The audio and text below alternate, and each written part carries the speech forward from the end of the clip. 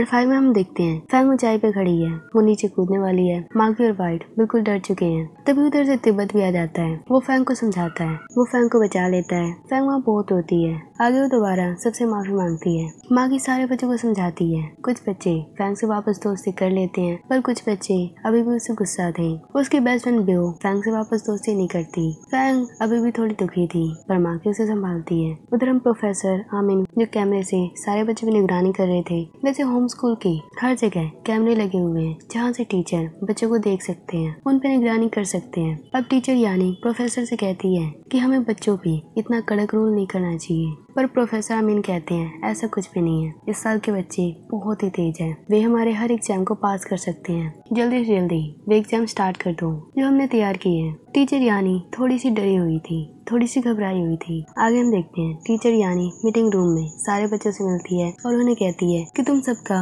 एक surprise test होने वाला है। बच्चे टीचर से कहते हैं ऐसे कैसे हो सकता है, जब से हम होम स्कूल में आए हैं हमने पढ़ा तो कुछ नहीं, लेकिन हर सेकंड यहाँ पे एग्जाम ही लिए जा रहे हैं, हर सेकंड हमें पनिशमेंट दिए जा रहे हैं। टीचर यानी कहती है चिंता मत करो, ये सिर्फ जनरल नॉलेज का एग्जाम है जिसे तुम आसानी से पास कर सकते हो। अब बच्चे सोचने लगते हैं कि ये किस तरह का एग्जाम होगा। वे सब किताबें पढ़ने लगते हैं, पर अभी भी कंफ्यूज थे कि हमें करना क्या है। मैक चिंता में था। उसका भाई मॉक कहता है चिंता मत करो, अगर तुम फेल हो जाओगे फिर भी तुम्हें होम स्कूल से बाहर जाने का मौका नहीं मिलेगा, क्योंकि वे हमें तो कैद ही रखेंगे। अब नेक्स्ट डे जैसे स्टार्ट होता है, प्रोफेसर अमीन सारे बच्चों से मिलते हैं, उन्हें एग्जाम के बारे में सब कुछ बताने लगते हैं। वो कहते हैं इस एग्जाम के 3 राउंड है, फाइनल राउंड तक एक ही बच्चा पहुँच पाएगा। जो जीतेगा उसको फोन मिलेगा, वो अपने पेरेंट्स से या किसी से भी बात कर सकता है। फोन देखकर सारे बच्चे एक्साइटेड हो जाते हैं, पर उनके मन में एक क्वेश्चन था। वे टीचर से कहते हैं हमने अब तक कुछ भी पढ़ा नहीं है, तो हम एग्जाम कैसे देंगे। टीचर कहते हैं चिंता मत करो, तुम जिस सब्जेक्ट में अच्छे हो तुम उसको चूज कर सकते हो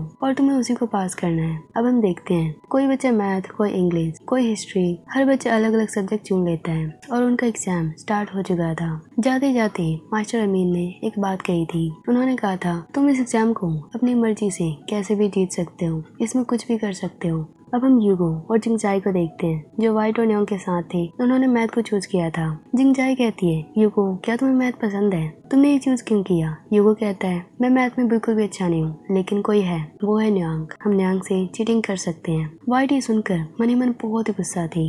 उधर बीव को हम देखते हैं जिसने एग्रीकल्चर चुना था। टीचर से पूछते हैं कि तुमने ये क्यों चुना। बीव कहती है क्योंकि ये सब्जेक्ट एग्रीकल्चर मुझे बहुत ही पसंद है और पेड़ पौधे से मुझे बहुत ही लगाव है। उधर नाई फूजी हिस्ट्री क्लास में थे। हिस्ट्री के टीचर पूछते हैं तुमने ये सब्जेक्ट क्यों चूज किया। नाई कहता है क्योंकि मुझे हिस्ट्री, पॉलिटिक्स बहुत ही पसंद है। नाई टीचर के सामने बहुत ही साहस करके आंसर देता है। टीचर भी उसकी तारीफ करते हैं। फूजी कहती है मुझे अपनी मेमोरी पे बहुत ही भरोसा है। हिस्ट्री के टीचर बच्चों को एग्जाम पेपर देते हैं। एग्जाम पेपर में 100 क्वेश्चन थे। वे बच्चों को आधे घंटे का टाइम देते हैं और कहते हैं तुम्हें इतने ही टाइम में क्वेश्चन पेपर को सॉल्व करना है। बच्चे सोचने लगते हैं कि आधे घंटे में इसे कैसे सॉल्व करें, पर टीचर को कोई भी फर्क नहीं पड़ता।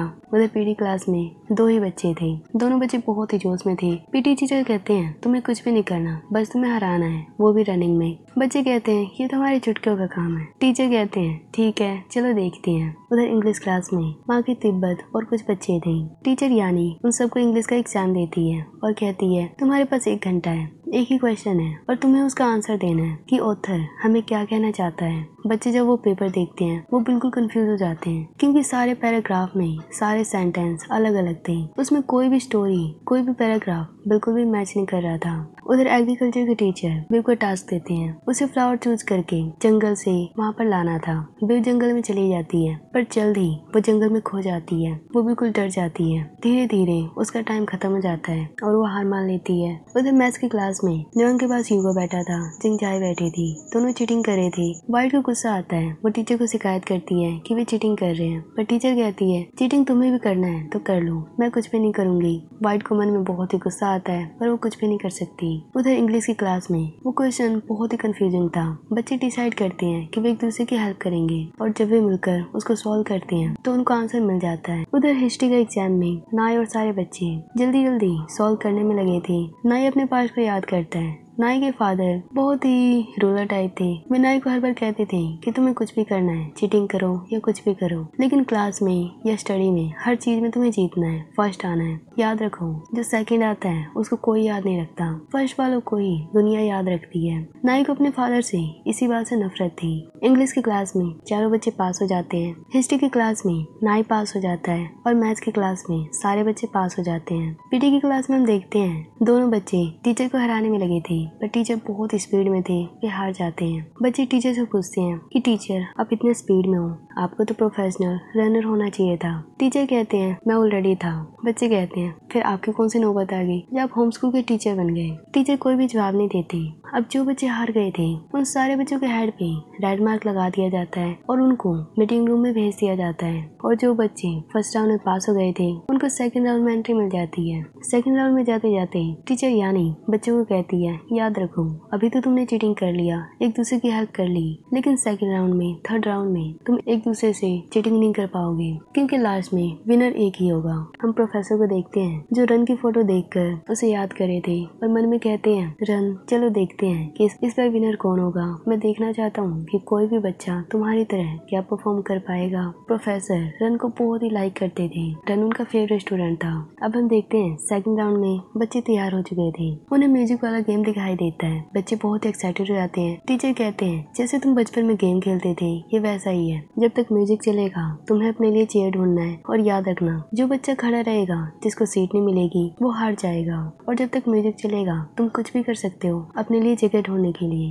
क्लास में टीचर एक बात कहती है कि जीतने के लिए तुम कुछ भी कर सकते हो। यूगो पूछता है क्या वायलेंस भी, क्या फाइटिंग भी, क्या चीटिंग भी। टीचर कहती है जो मर्जी, जो कुछ करना चाहो कर लेना। यूगो ये सुनकर बहुत ही खुश होता है। उधर हम देखते हैं जो बच्चे फर्स्ट राउंड में फेल हो गए थे वे मीटिंग रूम में थे। वे लाइव कैमरा सारे बच्चों को देख रहे थे। सब सोच रहे थे कौन विनर होगा। बेव कहती है कि शायद बॉय जीतेंगे क्योंकि इस गेम में शायद वो फोर्स लगा ले। फुजी कहती है ऐसे क्यों कह रही हो, गर्ल्स क्यों नहीं जीत सकती। अब गेम स्टार्ट हो चुका था। म्यूजिक स्टार्ट होते ही बच्चे अपने अपने चेयर पे बैठ जाते हैं, लेकिन एक चेयर कम था। जिंगजाई को सीट नहीं मिलती। यूगो जिंगजाई को फैंग की तरफ इशारा करता है। फैंग सबसे वीक थी, जिंगजाई इसका फायदा उठाती है। वो उसे फोर्सफुली नीचे गिरा देती है और खुद बैठ जाती है। वाइट को गुस्सा आता है, वो जिंगजाई से लड़ने लगती है। फाइट बढ़ती जाती है, वे लड़ने लगते हैं और न्यांग बार बार सबको कहता है कि फाइटिंग बंद करो, शोर बंद करो। बस फाइटिंग बढ़ती जा रही थी, आवाज बढ़ती जा रही थी। न्यांग बार बार चिल्लाया जा रहा था। सब फाइटिंग को देखे जा रहे थे पर किसी को नहीं पता कि फाइटिंग कैसे रोकी। तभी तिब्बत खड़ा होता है। वो बहुत ही गुस्से में था। वो सबको चिल्लाकर कहता है कि ये कुर्सी ही है ना लड़ाई की जड़, इसको ही तोड़ देते हैं तो ये फाइटिंग ही खत्म हो जाएगी। अब तिब्बत अपनी चेयर को तोड़ देता है। सारे बच्चे ये देख बिल्कुल शॉक थे। वे हैरान थे कि तिब्बत ये क्या कर रहा है। अब आगे क्या होगा नेक्स्ट पार्ट में देखेंगे।